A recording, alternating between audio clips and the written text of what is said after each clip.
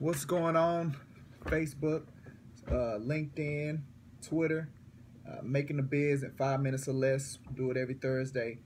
And I wanted to talk today about the sales funnel, right? And it's something that I'm going to speak to my agents about today. And what it is this. As business owners, there's a certain level of productivity that we want. And when we measure that, um, we say, for instance, I'll use real estate. I want to have 2 closes a month or 3 closes a month. You know, if you're a restaurant, you want to have, 100 families come a month, or you want to have 200 families come a month, or you want to make a certain amount of production or dollar amount. If you're selling bicycles, you want to sell a certain amount of bicycles. So it's all about conversion. Well, definitely in sales, when you say, closings, or if you're an attorney, you want to have a certain amount of cases, you have to hone that thing in.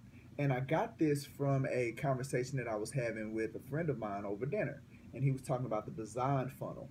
And when I heard it, it just made absolute sense to me.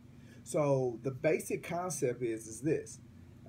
If I want to have a certain amount of closed transactions or whatever business that you're in, well, I have to back that thing up, because before I can get a check and get paid, I first have to get that person under contract, get them into a buying decision or something, right? In real estate, it's contract.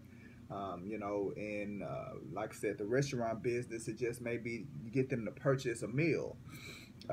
Well, I got to get them into an agreement of where they're going to buy something. Well, before I can get them there, though, I have to get them to become a client, right? They have to hire me. So, like in real estate, they have to hire me, sign an employment agreement with me. If it's an attorney, they have to sign that retainer agreement with you. They have to hire you. They have to hire you to help them, right? Before you can do the transaction or whatever and get paid from them. So they have to become a client.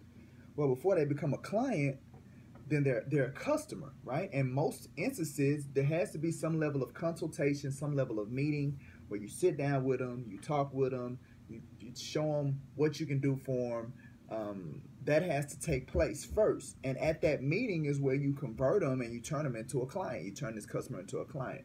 A lot of people in business, they try to convert people over the phone, or they try to convert people over the internet, social media, email, when really that conversion has to take place in some type of face-to-face format or meeting.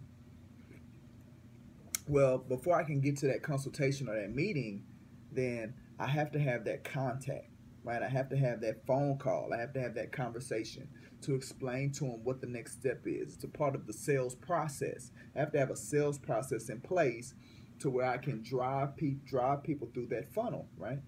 Well, before I have that contact, that phone call conversation, there have to be a lead, right? So the disconnect a lot of times in business is that there's never a direct correlation in people's minds of the amount of leads that I need to have to funnel all the way down to the amount of closed transactions that I desire. That is my goal. So the way that it looks is like this. Well, for me to have a certain amount of closed transactions, I have to have a certain amount of clients. And for me to have a certain amount of clients, I have to make a certain amount of contacts. And for me to make a certain amount of contacts, I have to have a certain amount of leads coming into my funnel. And we're talking about week by week, or month by month, week by week, day by day. See, that's how you can break it down to a daily activity, right?